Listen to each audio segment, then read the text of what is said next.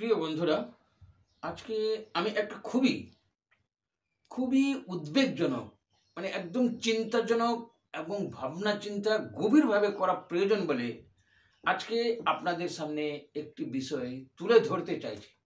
সে চিন্তা ভাবনা আপনারা করুন অথবা নাই করুন, তাতে কার কি যায় আসে।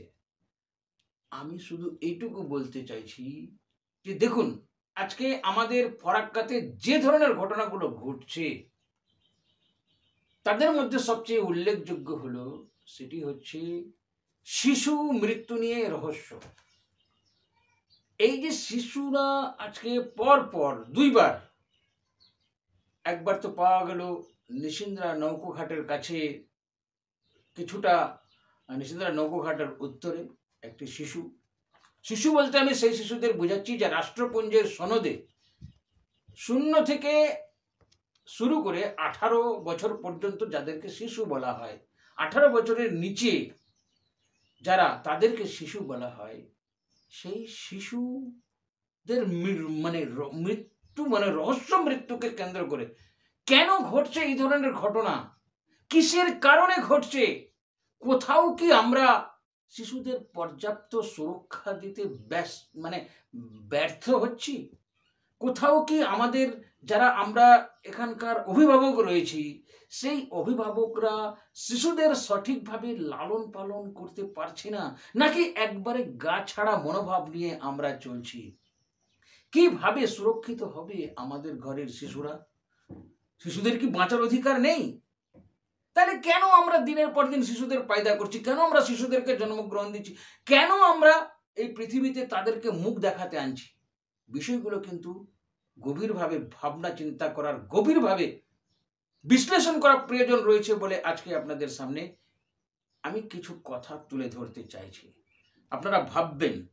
প্রথম কথা হচ্ছে যে ফরাক্কার এই শিশু রহস্যজনক মৃত্যু নিয়ে কি ভাবছেন আমাদের ফরাক্কার মানুষ?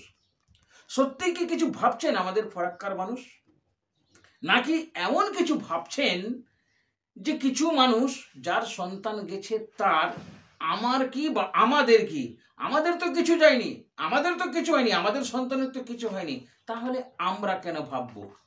যদি এই ধরনের কোনো কেউ চিন্তা ভাবনা করে থাকেন তাহলে আমি বলবো এই ধরনের চিন্তা ভাবনাকারী মানুষেরা কিন্তু মূর্খের স্বর্গে বাস করছেন। নাকি এমন ভাবছেন ফরাক্কার মানুষ যে মরে গেছে, চলে গেছে, তাকে নিয়ে এত চিন্তা ভাবনা কিসের? যারা ভাগ্যের উপর নির্ভরশীল মানুষ, আমি বলছি এই কথাটা এই কারণে, যারা ভাগ্যের উপর নির্ভরশীল মানুষজন, এই ধরনের মানুষজনরাই এই ধরনের কথা বলতে পারেন। তারা বলতে পারেন যে জন্ম মৃত্যু বিয়ে এই 3 বিধাতাকে নিয়ে, আর জন্ম মৃত্যু বিয়ে নিয়ে কোনো তর্ক চলতে পারে না। তাহলে কি কোথাও এরই সুযোগ নিয়ে, এই বিধাতা উপর নির্ভরশীলতার সুযোগ নিয়ে কোথাও কি আড়ালে আবডালে কিছু কিছু মুখোশধারী শয়তান রূপী মানুষ, যাদের আমাদের মতোই চেহারা, আমাদের মতোই ভাবভঙ্গিমা সমাজের মধ্যে উঠছে বসছে, অথচ তাদের মুখোশটাকে বুঝতে পারছে না, তারা এই শয়তান রূপী মানুষেরা কি কোথাও কোথাও শিশুর মৃত্যুর কারণ হয়ে দাঁড়াচ্ছে নাকি? প্রশ্ন এবং সন্দেহ জাগে মনে। এই পৃথিবীতে অনেক সময় শিশুদের ভগবান তুল্য বলা হয়, আর শিশুরা তো ভগবান তুল্যই। এই শিশু ভগবানেরা যখন অপরাধীদের হাতে রহস্যজনকভাবে খুন হয়, কিংবা অপরাধী হয়ে যায়, কিংবা মৃত্যু মুখে পতিত হয়, তখন এর জন্য দায়ী কে? শিশু মৃত্যু কাউকে কি আনন্দ দিতে পারে? কাউকে কখনো আনন্দ দিতে পারে না। আর শিশু মৃত্যু কারো ভালো লাগতে পারে না। যারা এই ধরনের কাজ করে তারা জঘন্যতম, ঘৃণ্যতম, সমাজের পশুদের থেকেও, আমাদের পরিবেশের পশুদের থেকেও তারা নিম্ন রুচির মানুষ, এটাই আমরা বলতে পারি। নিম্ন রুচিশীল অপরাধী তাদেরকে আমরা বলতে পারি। এখন এত সমস্ত কথা বলার প্রয়োজন কি? আর এইসব বিষয় নিয়ে আমাদের মতন সাধারণ মানুষদের কি বা করার থাকতে পারে? তাইলে আমি বলবো, জেনে নিন যে রাষ্ট্রপুঞ্জের সনদে শিশুদের মূলত 4টি অধিকারের কথা বলা রয়েছে। যদিও আমরা সেই অধিকারের কথাগুলো নিয়ে এখন আলোচনা করব। আমার মনে হয় আমাদের এলাকার মানুষজনের এই সমস্ত বিষয়গুলি একান্তভাবে জেনে রাখা প্রয়োজন। প্রথম কথা হচ্ছে শিশুর অংশগ্রহণের অধিকার। শিশুদের অংশগ্রহণের অধিকার। 2 হচ্ছে বিকাশের অধিকার। 3 হচ্ছে বেঁচে থাকার অধিকার। 4 হচ্ছে সুরক্ষার অধিকার। এখন সেই অধিকারগুলো কি কি সেগুলো নিয়ে আমরা আলোচনা করব। প্রথম হচ্ছে অংশগ্রহণের অধিকার। এখানে 4টি অধিকারের কথা বলা হয়েছে। শিশুর মতামতকে সম্মান, 2 মত প্রকাশের অধিকার, সঠিক তথ্য পাওয়ার অধিকার, চিন্তা ভাবনা ও ধর্ম পালনের অধিকার। আপনারা ভেবে দেখুন, এই যে অংশগ্রহণের অধিকারের সঙ্গে এই 4টি অধিকারের কথা বললাম, এটা কি কোথাও আমাদের পরিবেশগত কারণে বা পরিস্থিতিগত কারণে কোথাও কি লঙ্ঘিত হচ্ছে? 2 বিকাশের অধিকার। বিকাশের অধিকারে কি কি রয়েছে? 1 শিক্ষার অধিকার, 2 শৈশবের শুরুতে যত্ন ও বিকাশের সহায়তা, 3 সামাজিক নিরাপত্তা, 4 অবসর বিনোদন ও সাংস্কৃতিক কাজকর্মে যোগদানের অধিকার। কি বললাম? অবসর, বিনোদন ও সাংস্কৃতিক কাজকর্মে যোগদানের অধিকার। প্রথম আমরা যেটা দেখলাম, এই শিশু রহস্যজনক মৃত্যু নিয়ে আমরা যেটা বলতে পারি, এখানে শিশুর যাবতীয় যা কিছু অধিকার সমস্ত কিছুই লঙ্ঘিত হয়েছে। সামাজিক নিরাপত্তা, সত্যিকারের আমরা যদি সামাজিক নিরাপত্তা দিতে পারতাম, তাহলে এই যে রহস্যজনক মৃত্যু হলো কিছুদিন আগে 8 তারিখে হারিয়ে যাওয়া যে শিশুটি, তার কিন্তু এইভাবে মৃত্যু হতো না যদি আমরা তাকে সঠিকভাবে সামাজিক নিরাপত্তা দিতে পারতাম। এবারে আসছে বেঁচে থাকার অধিকার।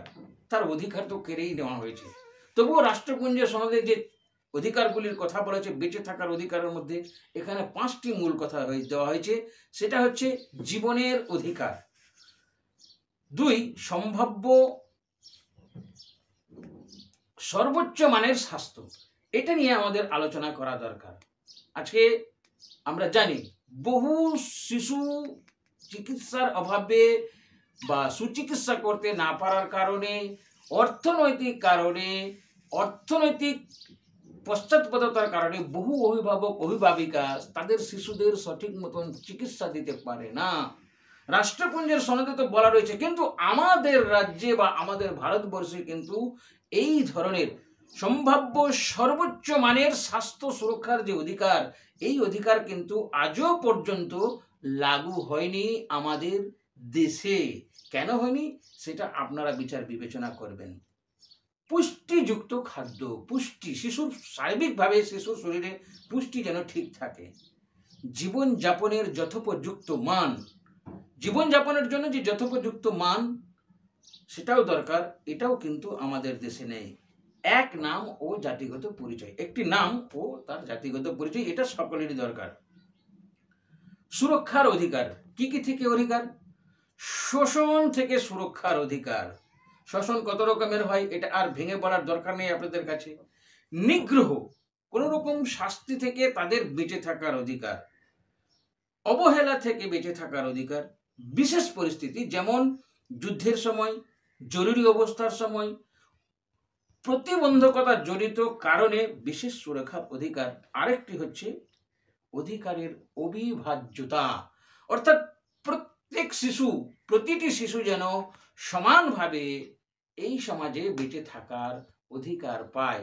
কিন্তু আপনারা একটু চিন্তা ভাবনা করে দেখুন, আজকের দিনে, আজকের বাজারে, আজকে যে ধরনের আমাদের ভারতবর্ষের সামাজিক ব্যবস্থা, রাজনৈতিক ব্যবস্থা বলুন, অব্যবস্থা বলুন, আমরা ভোট দান দিই, অথচ আমাদের দেশের, আমাদের ঘরের শিশুদের আমরা সুরক্ষা দিতে পারছি না, নিজেরাও সুরক্ষিত থাকতে পারছি না। শুধু বলতে পারছি, এইটুকু আমাদের সামনে আমরা বলার কাজ আমরা বলতে পারছি। তো বন্ধু, আমাদেরকে আজকে ভাবতে হবে শিশু অধিকার নিয়ে যে বিষয়গুলি আপনাদের সামনে তুলে ধরলাম, আমি জানি না আপনাদের কাছে কতখানি গ্রহণযোগ্য হবে, কিন্তু এটাকে গ্রহণযোগ্য করে তোলার দায়িত্ব কাদের? কেন মরবে অকালে একটি শিশু? কেন তাকে রহস্যজনক মৃত্যুর শিকার হতে হবে বা তাকে শিকন্ডি হয়ে মরতে হবে। যদি আমরা তাদের সুরক্ষা প্রদান নাই করতে পারি, তাহলে প্রোডাকশন বন্ধ করে দিন না। প্রোডাকশন বন্ধ করলে কি ক্ষতি আছে?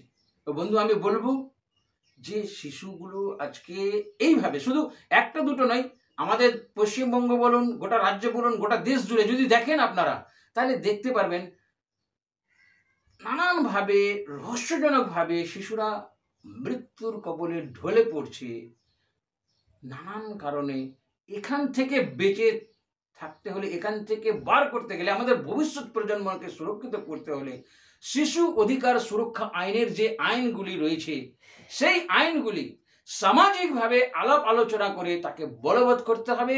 এটাই হচ্ছে একমাত্র উপায়। যতক্ষণ না আপনারা জেগে উঠবেন, মনে রাখবেন আপনার আমার কারো ঘরের শিশু কিন্তু আজকে সুরক্ষিত নয়। যেভাবে আজকে ইলেকট্রনিক্স মিডিয়া বা মোবাইলের মাধ্যমে বিভিন্ন বিষয় আপনাদের কাছে ছড়িয়ে দিতে যাচ্ছে, সেই মোবাইলের মাধ্যমেই আজকে একটি ভিডিও করে আপনাদের সামনে পোস্ট করছি। গ্রহণ করা না করা সেটা আপনাদের ব্যাপার। জয় হিন্দ, বন্দে মাতরম।